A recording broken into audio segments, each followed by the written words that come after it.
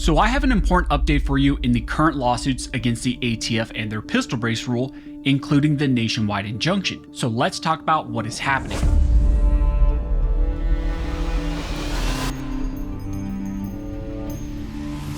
But real quick before we jump into this video, if you think the ATF's pistol brace rule is clearly unconstitutional, go ahead and hit that like button and subscribe. So like I mentioned in the intro, in this video we're going to be talking about an important update in the ATF pistol brace cases. The ATF recently decided to roll the dice and appeal all of the pistol brace cases up to the Fifth Circuit Court of Appeals. The ATF in the Mock v. Garland case, which is the FPC case, the Brito v. Garland case, which recently issued a nationwide injunction against the pistol brace rule, and then also the SAF, NAGR, and GOA brace lawsuits, while the ATF has appealed all those cases. Although the ATF has already lost once before in the Fifth Circuit in the Mock case, the ATF has decided that the lesser of evils to them is to essentially appeal and hope that they can get some sort of relief from the Fifth Circuit. Well, the Fifth Circuit Court of Appeals recently consolidated all four cases, all of these critical cases together, which is setting the stage for a big decision and a big win in the Fifth Circuit against the ATF and this unconstitutional rule. Now, if you're not aware, recently in the Brito v. ATF case, Judge Matthew Kaczmarek issued a preliminary injunction which blocked the ATF's pistol brace rule in its entirety, and that was a nationwide injunction.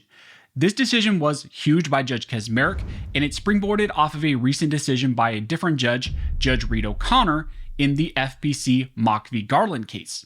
Now, you may recall that in the other case, the Mock v. Garland case, the judge there issued an injunction, but the injunction only protected members of FPC against the pistol brace rule.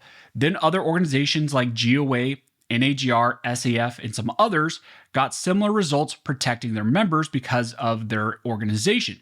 Well, this Brito case and that decision by Judge Matthew Kaczmarek went beyond just individual plaintiff protections, but was applying to everybody against the entire brace rule. Now, the Brito case involved a granting of a preliminary injunction.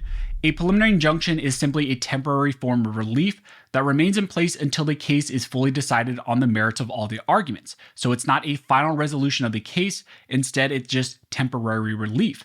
So this order blocks enforcement of the brace rule until the Brito case is fully decided.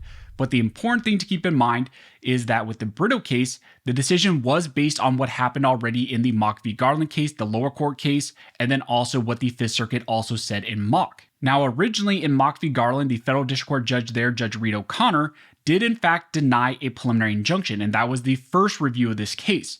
Judge O'Connor, in that order, in his opinion, sided with the ATF, arguing that at that time, the plaintiffs had not shown that the ATF had exceeded their statutory authority. Now, after that decision, FBC filed an interlocutory appeal up to the Fifth Circuit. The Fifth Circuit Court of Appeals then reviewed this case and found that Judge O'Connor was wrong and should have actually granted the injunction to FPC, at least on their APA claims. That Fifth Circuit decision found that FBC did show a likelihood of success on the merits, at least on their APA claims, which is one of the main factors to actually get an injunction. The Fifth Circuit found that the ATF went beyond their statutory authority with that brace rule, and more specifically that they violated the APA by modifying the final rule so drastically from the proposed rule. The Fifth Circuit then remanded the case back down to Judge O'Connor for him to redecide the pistol brace injunction. The Fifth Circuit did not decide all of the factors for a preliminary injunction, but they did rule that FBC showed one of the hardest aspects for a preliminary injunction, which is a likelihood of success on the merits. So on re-review, all Judge O'Connor was deciding is if the three remaining factors for that injunction were present and met by FBC.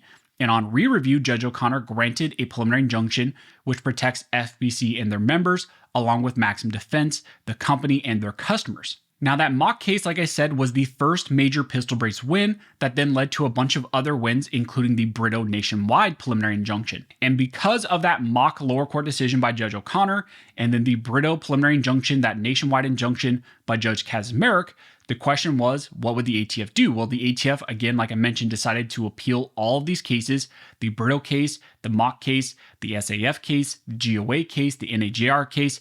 They appealed all of them up to the Fifth Circuit. They decided that they would risk the potential exposure in the Fifth Circuit because they really didn't have a lot of other options. Now, this is definitely a risky strategy, especially because the Fifth Circuit here is going to review these cases. The same panel that already ruled in mock are reviewing this case, and they've already found that there is a likelihood of success on the merits, at least on the APA violations. So all the Fifth Circuit will now review is if Judge O'Connor and some of these other lower court judges properly reviewed the 3 other factors when they issued their injunctions. Now, like I mentioned, this is becoming even more significant because the Fifth Circuit Court of Appeals has now consolidated all 4 of these cases together. They're going to be briefed together, they're going to be heard together, and then they're going to be ruled on together, which means that when we get a favorable ruling, which I suspect out of this same panel in the Fifth Circuit that already ruled in the mock case, it's going to apply to 4 different cases against the ATF and their pistol brace rule.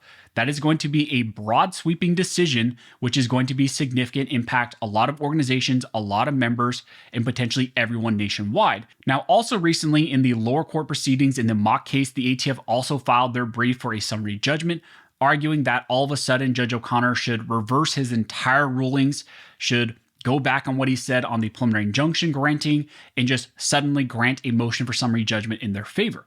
Now, in that motion for summary judgment in their favor, they're arguing that braced pistols and SBRs are not protected by the Second Amendment. Also, in this brief for the motion for summary judgment, they actually admit that they made errors in their brace rule, that they made errors in the proposed rule and the final rule, but any errors were unintentional and should be completely ignored by the court. So they admit that they got something wrong, but they also state that the lower court should just ignore it and still throw the case out and rule in their favor. Now, in that brief, the ATF argues that laws that regulate the use of firearms accessories or attachments generally do not impinge on that right. For example, the NFA regulates the making of a firearm with a silencer, yet courts have uniformly held that because a silencer is a firearms accessory, it cannot be a bearable arm under the Second Amendment. Indeed, a silencer cannot on its own cause any harm and is not useful unattached from a firearm, and a firearm remains an effective weapon without a silencer. Stabilizing braces fall outside the scope of the Second Amendment for the same reasons. Braces, like silencers, are not arms and serve no useful purpose except as attachments to firearms. Now, what's interesting about this argument is that the ATF and the NFA actually all treat silencers as true firearms. The statutory definition of a suppressor or silencer, and under the law, it calls silencers and suppressors firearms. So they're treated as firearms in their own right. But when it's convenient for the ATF, they claim in court cases like this that they're just simply accessories, that they're not firearms, that they're not bearable arms, that they're not useful on their own as bearable arms, and therefore they're not protected at all by the Second Amendment, and that the ATF can regulate them however they want. And in the same vein, now they're arguing that braces are also just accessories, not protected by the Second Amendment, and the ATF can regulate them however they want. But if accessories are not protected under the Second Amendment, then what is the limit of the ATF's regulatory powers? Can the ATF regulate any item, any accessory that they want? Can they ban stocks? Can they ban triggers? Can they ban magazines? Can they ban muzzle devices, optics, really any accessory that they want? Couldn't the ATF just ban every single part of a rifle or any other firearm and say that they're only targeting accessories that are not actually firearms and therefore not protected by the Second Amendment? You can see how weak this argument is, how absurd this argument is, and how really it's setting the stage for the ATF to claim that they have all power to regulate any accessory that they want. Now, I know for those who are probably already commenting right now, well, I don't care about this, I don't care about the case, I just want to know if I can have a brace. The answer to that is, first, it's never been an actual ban on the item itself. Braces themselves have not been banned. You could still purchase and possess them. There were some companies who stopped selling them. There was definitely a bunch of companies who definitely stopped selling them attached to the firearms themselves because the firearms themselves with the brace attached were actually being regulated. So the braces themselves have not been banned. The rule didn't change any of that on its own right.